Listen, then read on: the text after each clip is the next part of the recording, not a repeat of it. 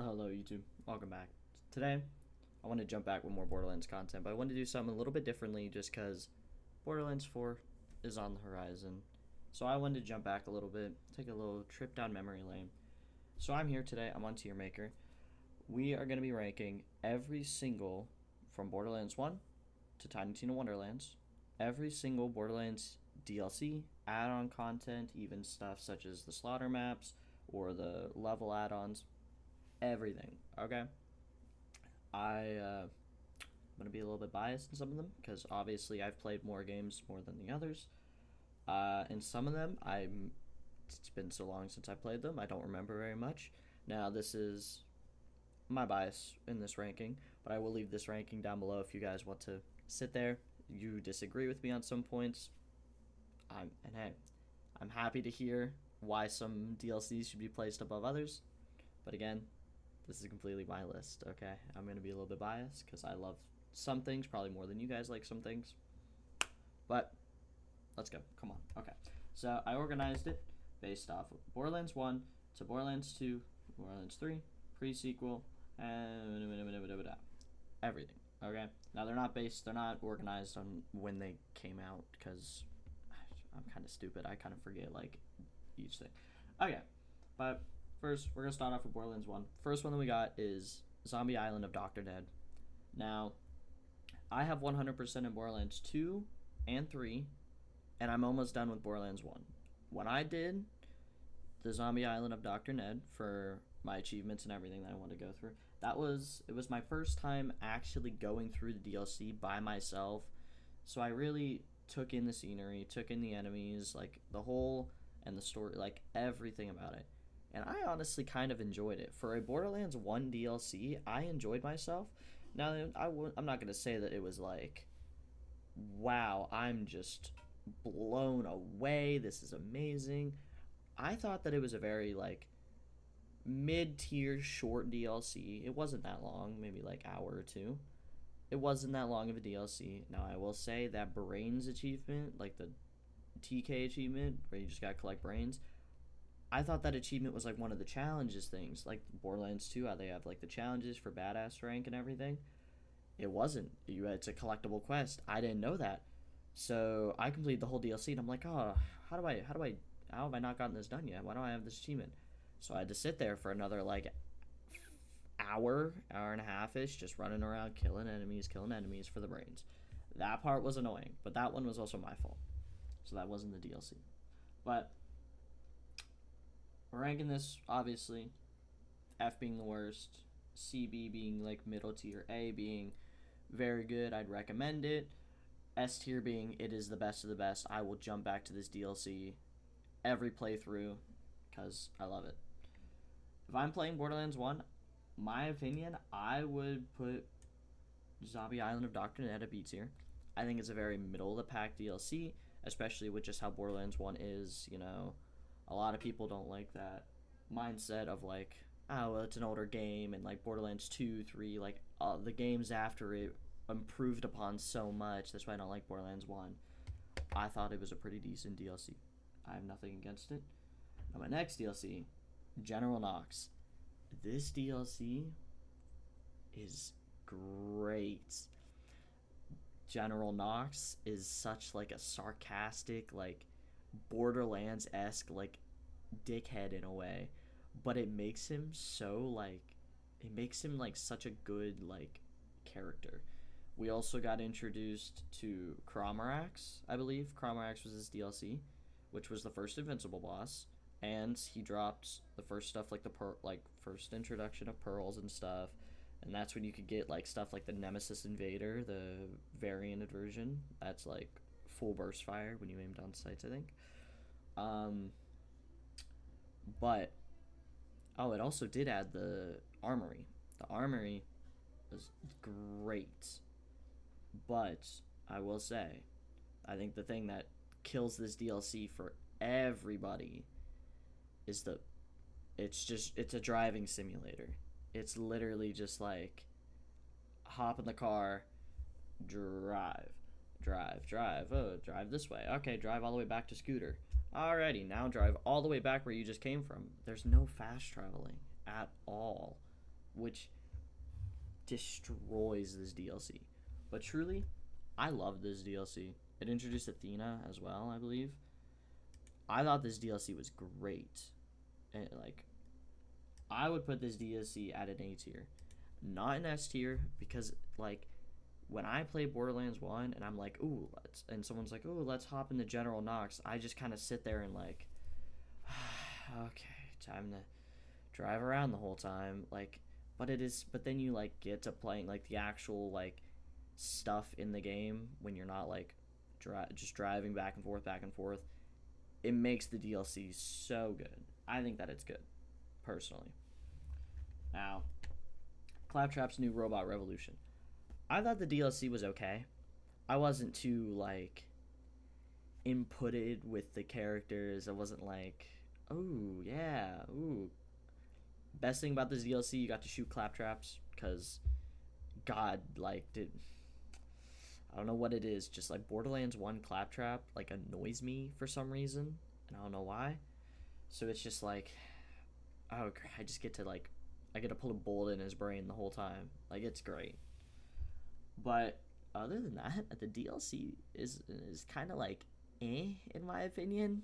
Like, it's such, like a mid DLC. Like, you don't really, doesn't feel like there's a lot in it. I thought, like, the story was generic and, like, okay at best. I enjoyed that they were continuing, like, a previous character, not introducing, like, a whole DLC based off a whole new character. I enjoyed the, like, continuation of Claptrap's character, and I think that's what I enjoyed about the DLC probably the most. I don't know if this is a DLC that I personally would sit there and I'd boot up a Borderlands 1 playthrough and I'm like, oh yeah, General Knox, Zombie Ned, all these DLCs. Oh, I want to play the Claptrap Revolution DLC. Like, that's just not something that I was quite put for, put into, I would put this, like, C tier. I think it is probably not, I feel like there is a, like, discussion. No, okay. I'll put it behind Dr. Ned, because, like, really think back on it, like, I do think Dr. Ned is better than Nozia. That's why this one's behind it. But it's not, like S tier is my, like, definition of, like, great DLC. I love it. Get the fuck out of my face. Great DLC. I love it. A tier is, like, this is a great DLC, and I will probably play it almost every playthrough, but it has a few things that aren't that great that I, like, don't personally like about it. B tier is just, like, very middle generic pack, like, DLC. Maybe I'll boot it up every now and then to play. C tier is, like, you probably would catch me playing it once, liking it, probably not catching me playing it that much again. F tier is, I hate this DLC, do not like it. So, like, when I come to the Claptrap DLC, I think it's just a very mid DLC, in my opinion. Moxie's Underdome Riot, fuck this DLC, respectfully. It introduced Moxie, which is very great. We love Moxie. But that is literally it. Like, this is coming from a person who's actively like trying to achievement hunt Borderlands 1. The DLCs for this, or like this DLC achievements, it is all like it takes forever. And, like, this is coming from a guy I'm doing all of my achievement huntings on my Xbox Series X, because that's where I 100% in Borderlands 2, 100% in Borderlands 3, and I'm like, you know what? I'm just gonna 100% all the other series. I got Tales. I finished New Tales. Jeez, that game shit. Anyways, that's not what we're here for. Moxie's Underdome Riot, the achievements for it are atrocious. Like, I hate this, and I've tried to jump into the DLC just to, like, see how far I can make it on myself before maybe I need, like, a teammate to help me finish out some stuff. Dude, this DLC isn't anything. It is just waves on waves and waves of waves of waves of enemies. The only decent thing about this DLC,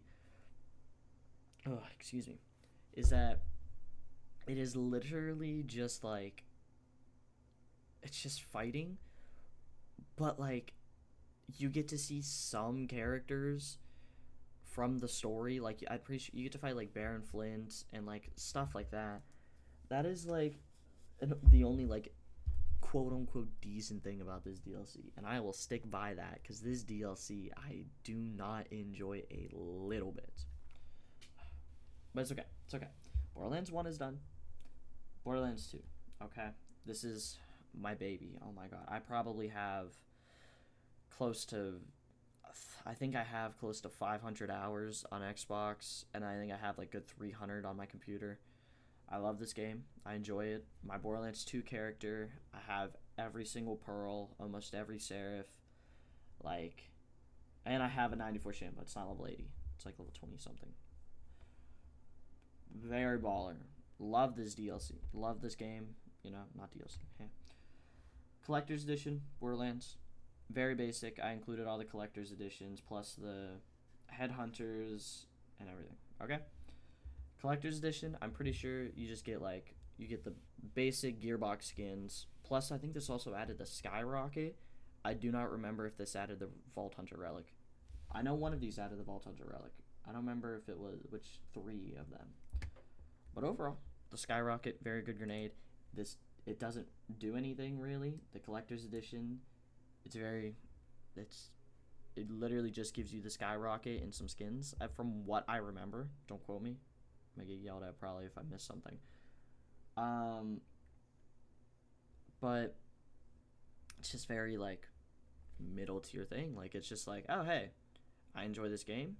I'm just gonna get the collector's edition for it because so I can just get like everything. Ultimate Vault Hunter. This added. I'm pretty sure this added Digistruck Peak and everything. I am not a big fan of Digistruck Peak personally.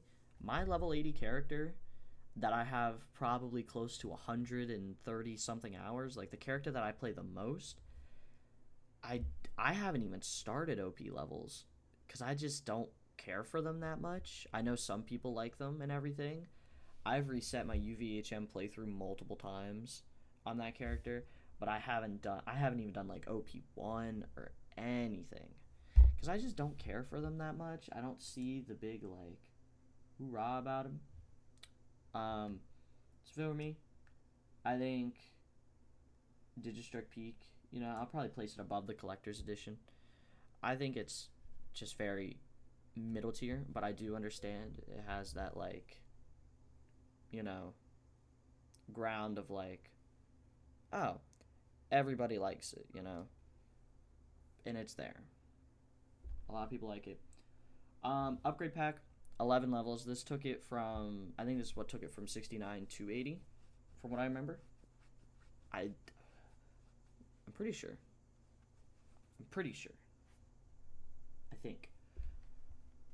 But the level 80 character, I think is great because like it gives me a lot more chances for more builds. I love that personally. Like I don't know. I just enjoy like level 80 being the max level. It's been what it is for so long that I'm like, ooh, great. Well, no, actually, I'm stupid.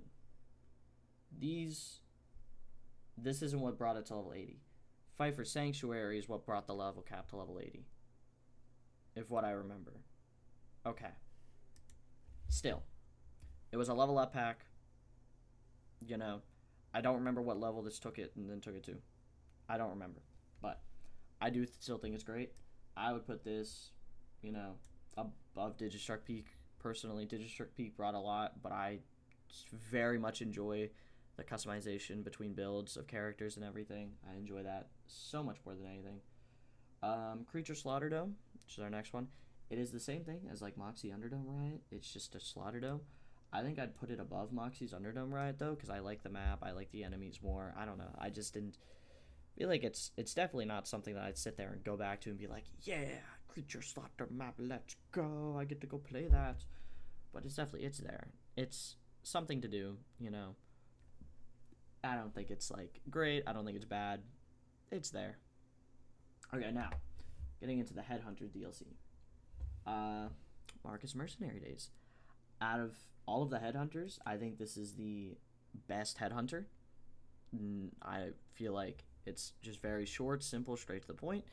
There's not like any characters that really bug me or anything, and the farm at the end is great. The train chest is beautiful, and the giant snowman really isn't that bad of a boss, like in terms of like either skill or just like character in general. I don't think he's anything to write home about, but like he's not bad, and he's a decent XP farm at the start. Like if you are one of those people that like to level up a lot before like really jumping into the story, I would put this DLC A tier, but behind General Knox. I feel like General Knox brought a little bit more, but I feel like Mercenary Days is the best headhunter, and just overall is a great headhunter. Wedding Day Massacre. I couldn't tell you the last time I played this headhunter. It's so like, eh. The only thing that I remember from this headhunter is there was something about a baby in a car that you like. I don't remember if it was a side mission or something, but there was a baby in a car, and the two married couple, you crash their wedding or whatever, and then they both try and kill you, and you have to kill both of them in like a similar time frame, or else like the other one gets healed or revived or whatever by the power of love. I don't know. I don't care for this DLC. I don't feel like there's any much in this DLC. I feel like the best thing in this DLC is the priest loader bot who goes like, "Oh, my hat is shaped like a penis." Like, I feel like the jokes are there. Anything else in this DLC, very mid. I feel like I'd put this DLC probably above Collector's Edition, behind the two Vault Hunter packs, because it doesn't. I don't feel like it brings anything truly. Son of Cromarax though, visually, this headhunter is beautiful looking. I love this headhunter. I enjoy it. I don't think it's better than Mercenary Days. And I don't know if I would probably put it above Dr. Ned and Robot Revolution, but not as much A tier, because I think like the DLC is good in general. It is a like Hammerlock based headhunter. Like you're rescuing Hammerlock from the Son of Cromarax and everything. And I don't a whole DLC related to like Hammerlock is not like, I just don't think he's that big of a character in Borderlands 2 where he needs his own DLC, or he like needed that much more of an expansion, and we'll get into that later when we get to his other DLC. But I don't know, just I enjoyed the DLC visually, but everything else about it just kind of like, it was there, it's okay. Visually, the best part about it, and you can get Vermivorous easily on this map, or not like easily, but like easier, I think. But next one, Bloody Harvest. I think this DLC is very okay. The one thing that rubbed me the wrong way about this DLC is doing the little secret stuff to get the flaming skeleton guy to come out of the crypt, like the TVs, and then you shoot all the pumpkins, and then you kill the jack-o'-lantern main boss guy and everything. And he drops the pyrophobia. Like, he did not have a cool drop, like, at all, which is the same drop that I think you can get from Incinerator Clayton in fucking, what's the area that Lilith's at? I'm blanking, but you know what I'm talking about. Like, that's it for that secret. I thought it would have been so cool. But other than that, the boss is okay in this DLC. It's a Halloween based DLC, and it's just very like, it's there. I probably wouldn't go back to replay it anytime soon. I think it's one of the weaker DLC or headhunters. But I think it's above Wedding Day Massacre, probably not above Digistruct Peak. Just cause I feel like long term Digistruct Peak brings more, but like Bloody Harvest is just there. Like it just feels like a there DLC for me. TK Baja though, I love him. He's great. Water Gobbler. This DLC isn't even the Water Gobbler DLC. It's basically Grandma Torg DLC, which I don't know what it is. This DLC is just so like, it's very funny to me. Like I think one of the chefs is named like Gudon Ramsay, Like obviously playing into like Gordon Ramsay and everything. Like the chefs are named after famous like chefs and everything in like real life. And I don't know why this DLC just makes me laugh every time I play it because it's just so like Torg is such a funny character where it's like I don't know how to explain it. Torg just like livens up the DLC in such a way, and so does his grandmother, which is why I love this DLC. Probably more than Bloody Harvest, and probably more than Digistruct Peak. Probably not more than something like added on levels, just because I love the level replay abilities for like leveling up characters. Okay, this is where we start getting off of Headhunters into main DLCs, like main line. First off, the last like add-on content that Borderlands 2 got, I'm pretty sure this released like 3 or 4 years after the last DLC for Borderlands 2. This was the DLC that came out 2018. Came out 2018, and it was the DLC that was leading us into Borderlands 3, so you can like understand the lore more and everything. I enjoy this DLC a lot, actually. 2018 is when I really started playing Borderlands. Like that's when like I was introduced to it in such a way where it was like, okay, this DLC is now coming out. It's been so long since a DLC came out. Let's play Borderlands. Oh, okay. I played it, fell in love with the game. This was like my entry to the series. I love it, enjoy it so much. Effervescent weapons are great. Some of them give boost in like the Withering Deeps, where Hatterax is. Fuck Hatterax, I hate him. Peak Opener, which is just like the reskin Blaster, is one of my favorite guns in the game. Like, I use that on my level 80 Axton and everything. I love that gun. I enjoy it a lot. I feel like Hatterax is a decent raid boss just in general.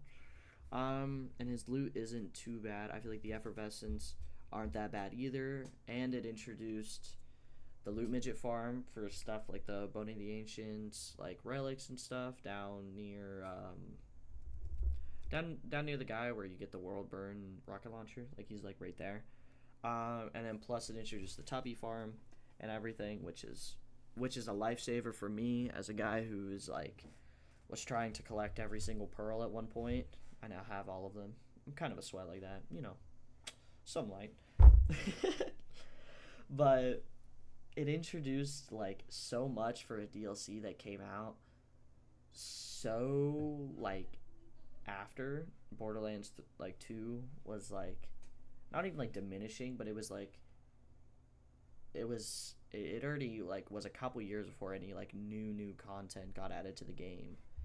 So I think the add-on DLC for it was a great touch for something coming out before Borderlands 3. I love this DLC. I personally would put this DLC at S tier. I think it is beautiful visually. I enjoy the weapons. I enjoy the effervescence. Hatterax is an okay raid boss at best. Cassius is another great farm. Loot Midget farm. Tubby farm.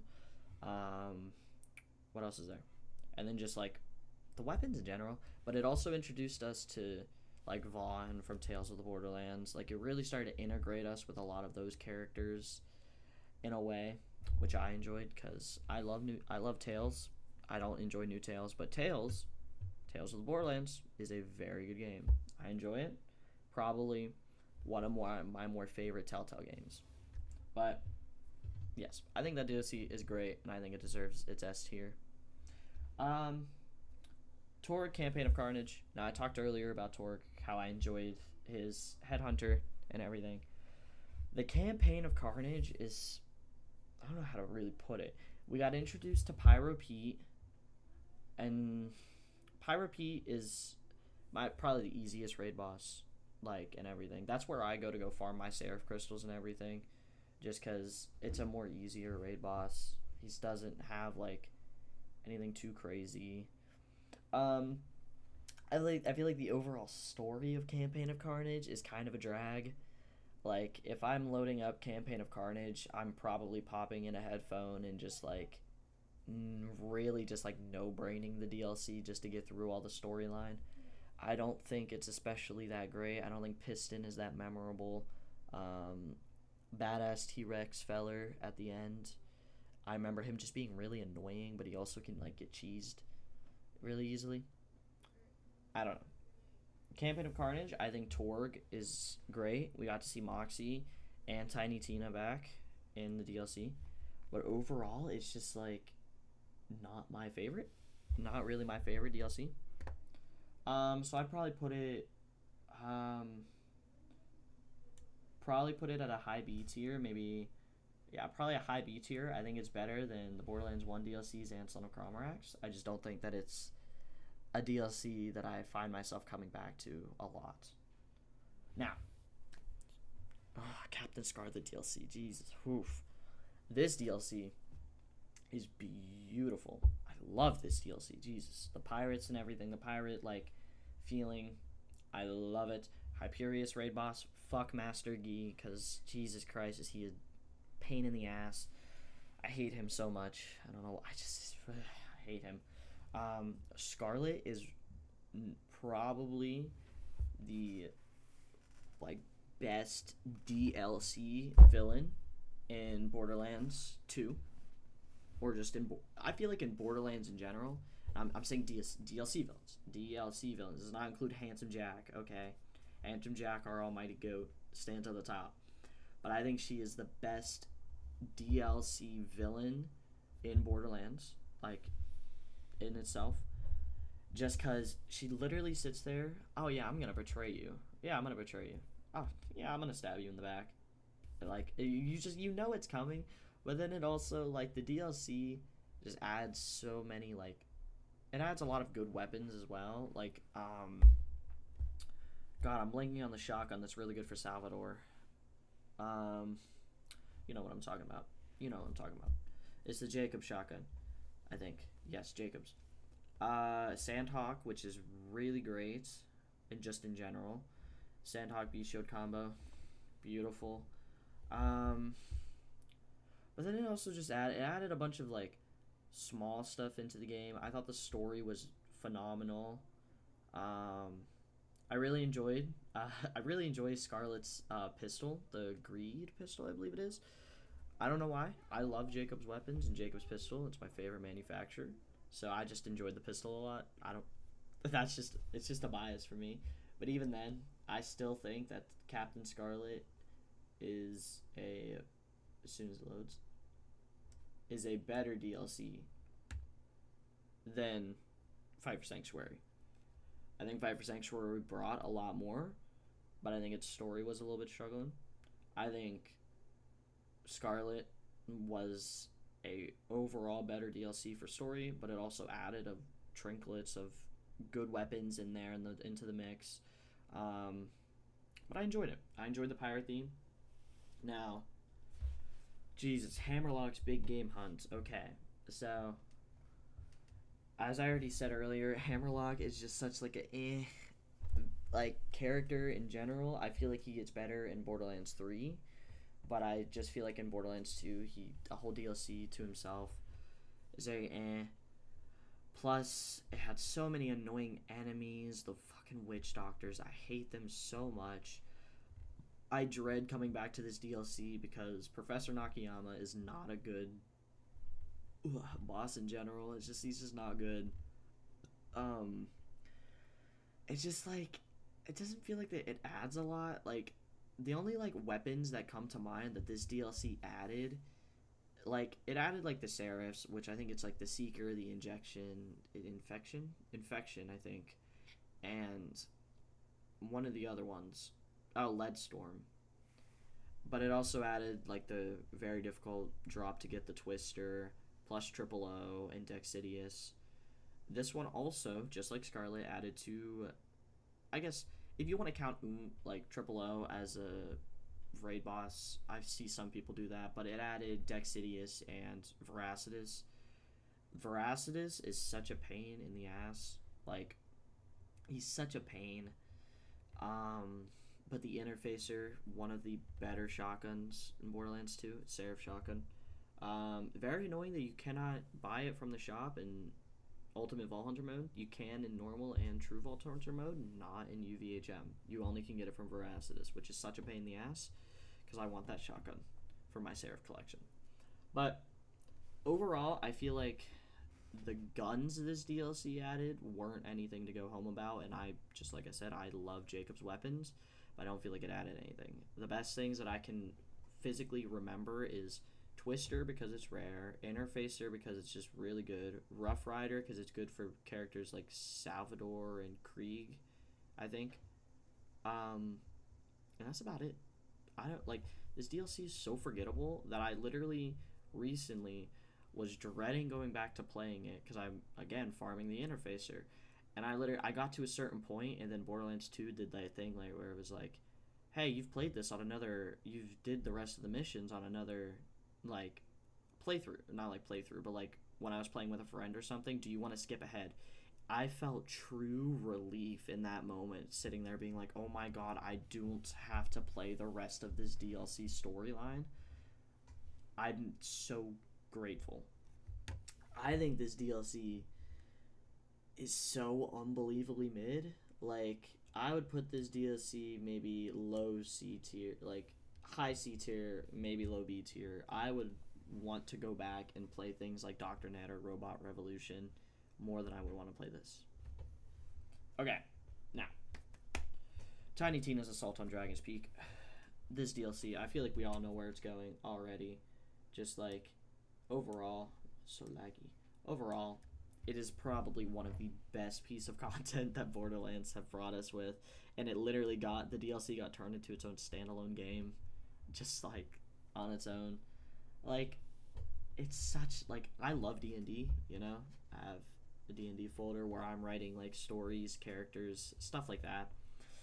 But like the D&D aspect, but you also get to really take a deeper dive into characters like Tiny Tina, where like unlike where it took a deeper dive into side characters like Hammerlock in Big Game Hunt, Tiny Tina was like a character that I wanted to see more of, but also you got to like I'm trying to think here. You got to see the way that she was dealing with like the struggle of losing Roland, who was like a true like friend, like a real friend like to her, like dealing with that, like the amount of like times you'd sit there and it would just be like it would all go to black and Tina was there, and I remember she was like crying about Roland because like just everything. Like Roland was the White Knight and everything. Handsome Jack was the handsome sorcerer. Overall, I feel like this DLC storyline is impeccable. It is a masterclass DLC. The weapons are great. Magic Missile is great. Firestorm is great. The loot farms are much better. Handsome Sorcerer is much better farm for like conference call, stuff like that. There's a better bee farm with the Trevenant tree things. Trevenant's I don't think they're called Trevenants. Trevenant's a Pokemon. You know what I mean. And I enjoyed the subtle little Easter eggs for stuff. I don't know. I thought that DLC was masterclass. Mwah, chef's kiss. Okay, now we're getting into the packs of 2 character add-on packs. Krieg. Krieg is, first off, Krieg is my favorite character in all of Borderlands. Like, my favorite Vault Hunter. I've completed more playthroughs on Krieg than probably any other character. Krieg, in my opinion, while I don't think that he is better than a lot of the DLCs, I feel as if he's deserved his spot in like A rank, but I also believe with how much like hate Gage gets and everything, I think Gage also deserves a high A just because it's so laggy. The add-on characters for Borderlands 2, it hadn't been done in Borderlands 1, and it got done in previous, intervals of games. But Krieg is such like it's just such a random character, because you would never like, before Krieg came out, you would have never sat there and been like, oh, I really want to play as a psycho. I really just want to see like what it's like to be them. Like that's not something that like I'm sure like crosses your minds, but not something that you're like, oh, I want a playable character. I will riot for a playable character. But then when he came out, he's such a fun character. Bloodsplosion is such a fun thing to do.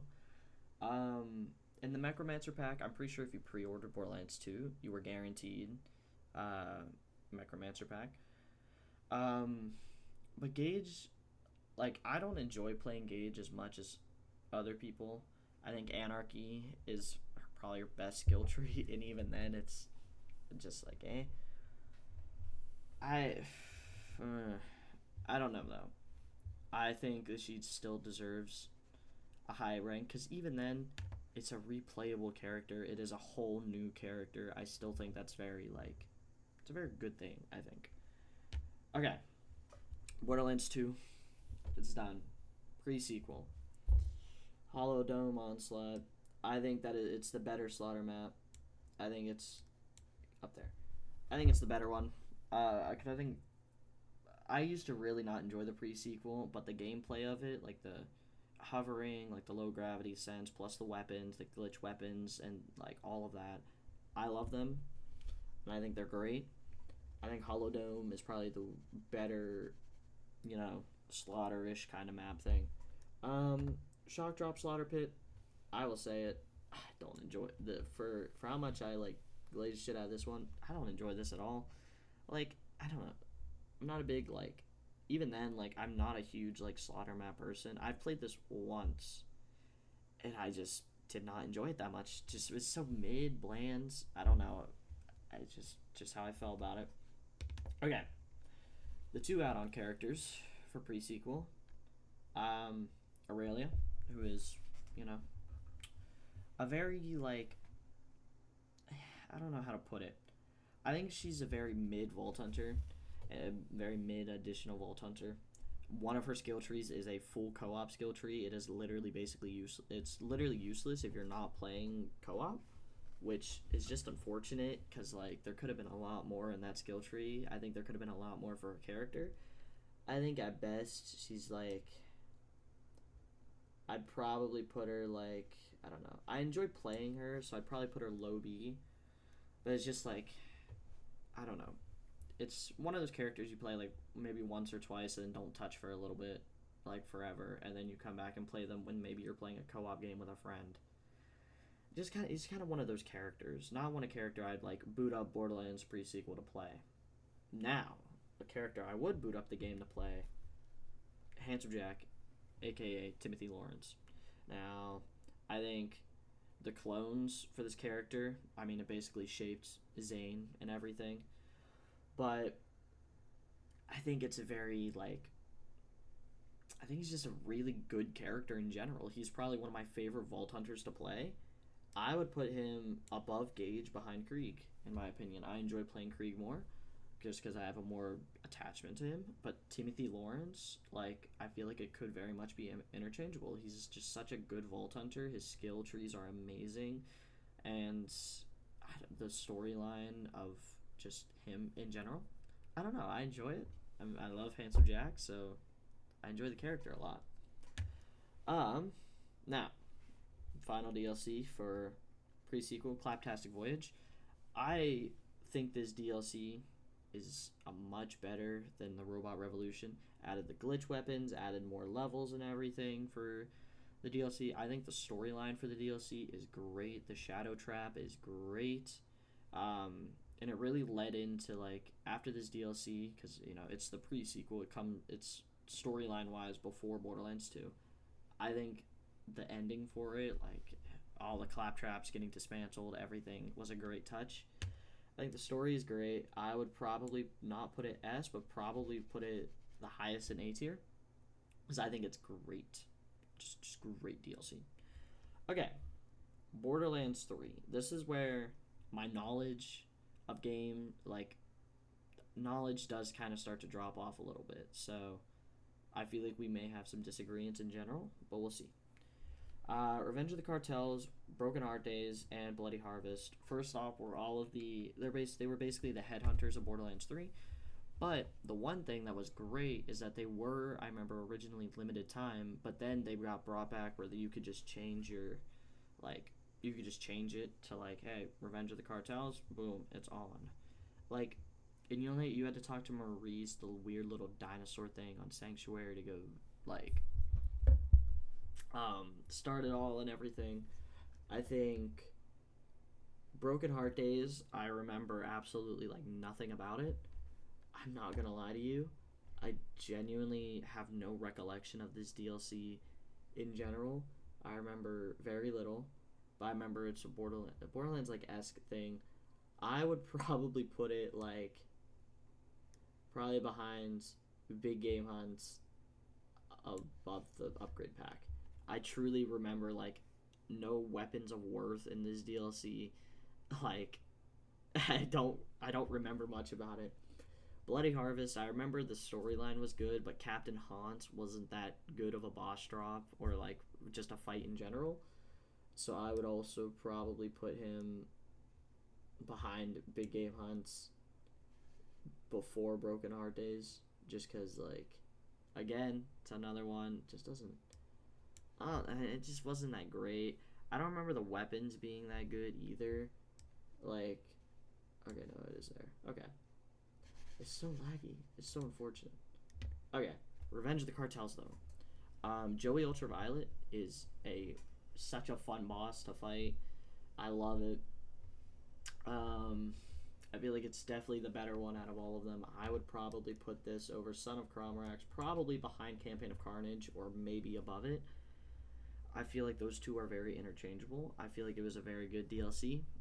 It was very short, very clean, straight to the point. I thought Joey Ultraviolet was a much better boss fight in general. Okay, the actual main DLCs. Handsome Jackpot. This is another Moxie DLC. I remember the story being very lackluster. This was the first DLC in Borderlands 3 from what I remember. The story being very lackluster. I remember Ember or whatever her name is.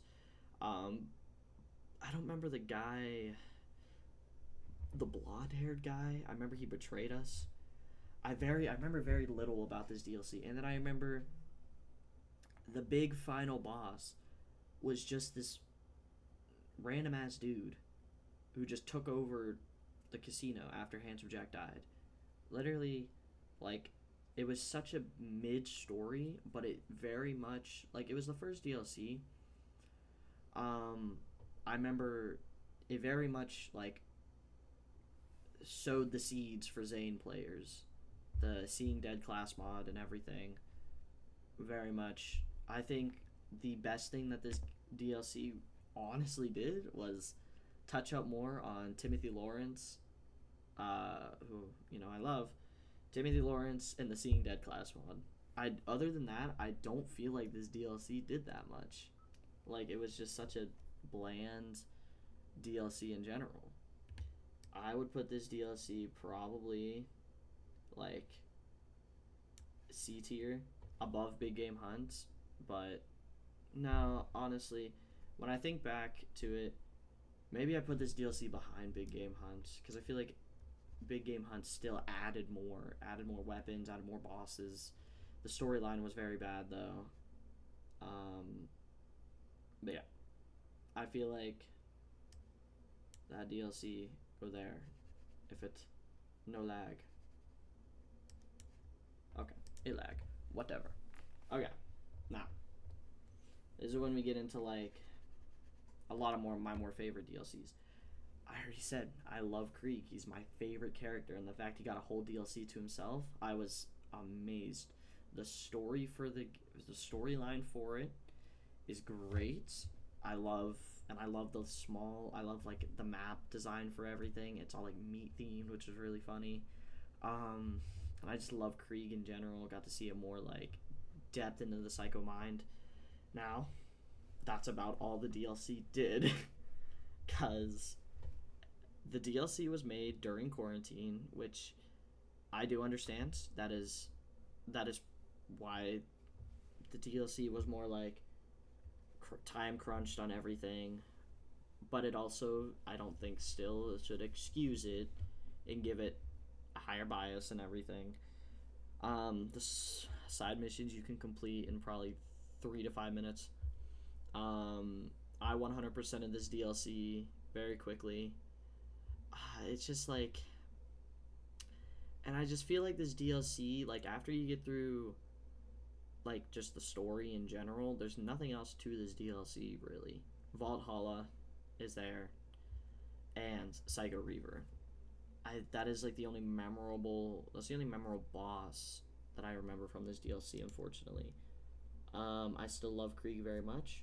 I would probably place this DLC behind Campaign of Carnage, which sucks for me to place it there because I love this DLC so much. But in general, like truly, like if I'm ranking it, it doesn't. It's probably one of the weaker DLCs for Borderlands 3. Like, it's kind of a weaker DLC just in general, unfortunately. Now, Guns, Love, and Tentacles. I said earlier how I didn't think Hammerlock was just like a character that gets his own DLC. But Borderlands 3, Guns, Love, and Tentacles, I feel like did it well. You know, Wainwright Hammerlock. I feel like it really was like the whole DLC was like the struggle of marriage and like planning of everything. They brought back notable characters like Gage, and I think his name is Mancubus, like the bartender guy and everything. He was a fun character, I will say. Like the side characters for this DLC are one of the better DLCs that brought storyline and side characters. I remember the detective guy. I don't remember his name, but the detective guy was a great side character in this DLC as well. And the whole like cultist thing, I enjoyed it. And Gehenna was such a fun map. I enjoyed it. Personally, I enjoyed it. I thought it was a very good DLC. So, I would probably put this DLC probably the I would probably put it top of B tier. Probably the best B tier DLC. It definitely has a lot of replayability. I think the story and the side characters and the side missions, everything, really carry this DLC. I really don't remember any notable like farming in this DLC or notable weapons, but I could very much be off. I don't know Borderlands 3 as much as I do like Borderlands 2. So, I could very much be wrong. There could be a farm in this DLC that's like, dude, that's the best farm in Borderlands 3. How do you not know that? I don't know it. I'm sorry. Bounty of Blood. This DLC, I remember I was very nervous to go play it because the DLC, from what I heard, was very like hit or miss. Like, you know, it's either there wasn't really people that were like, the DLC's alright. It was more either you love it or you hate it because it took such a gritty tone, you know, the Wild West kind of feeling of the maps and everything. So I was very nervous going into it my first time playing it, and I remember like after I completed like the first like 2 missions, I did not set down that DLC until I finished it. I enjoyed that DLC so much. It is probably my favorite piece of content added to Borderlands 3. I would put this DLC probably behind Tiny Tina's and Scarlet, but above Fight for Sanctuary. Now, just because it's above Fight for Sanctuary does not mean that they're both not like masterclass DLCs, but still, I do think it's better. I enjoyed the nitty gritty version of Borderlands, and it still had it like it's small, normal humor, but it like Borderlands 3 had a lot of like poop humor, like not a lot of like the humor that like you see in Borderlands 2. And Bounty of Blood kind of took that humor and got rid of it and made it like a more edgy, nitty gritty kind of thing. And I enjoyed that a lot. Designer's cut and director's cut. Now, designer's cut is what added arms race and such. I don't personally enjoy arms race that much. It brought back Salvador and Axton for I felt like just no reason, just because they were old characters, you know. Director's cut added the Seer boss, it also added more on Ava's character, which everybody hated Ava. I didn't like hate her, but I also just didn't really give a shit about her. But I did think that the director's cut was a nice addition to her character. I feel like as soon as that came out, a lot of people actually like her character wasn't as insufferable. But I also think the director's cut also came out with like the images and like all of the old cutscene stuff that like got scrapped, like everything that was like either going to come in the game and then got scrapped or changed, just like early previews of everything. I think designer's cut is very mid. Probably wouldn't see myself going back to it that much. I would probably put it behind Mad Moxie's. I don't enjoy Arms Race. Arms Race was my last Borderlands 3 achievement, and I just sat on that achievement for so long because it was just like I didn't enjoy Arms Race that much. I know a lot of people do, and it was definitely a big change of pace, which just didn't like. I think it was a good change of pace. I think it was a good addition. I just don't think it was like my favorite thing to do. Director's cut, I enjoyed Seer, and I enjoyed the. I don't remember what it's called. It was like I think it was like Murder or something. Whatever, like Ava's like talk show like thingy mabobber like thing, like her own like little like documentary type thing. I don't remember what it was called, but I thought that this was good. I think that it is probably better than Dr. Ned and everything, but I don't think that it's better than The Revenge of Cartels. I think so. I think it is better than Son of Cromarax, though. If it will switch. It probably won't. Okay. Guardian Takedown and Maliwan Blacksite. I thought the takedowns were very okay. I thought the Maliwan takedown is good. I think I enjoyed the Guardian takedown more. That's just my opinion, of course.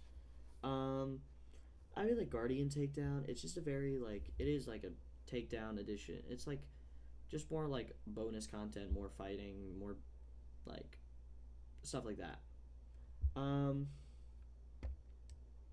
If I were to put this anywhere, I would probably put it here, put that there, and then I'd probably put this there, just because I enjoyed it more. Or not, I just thought about.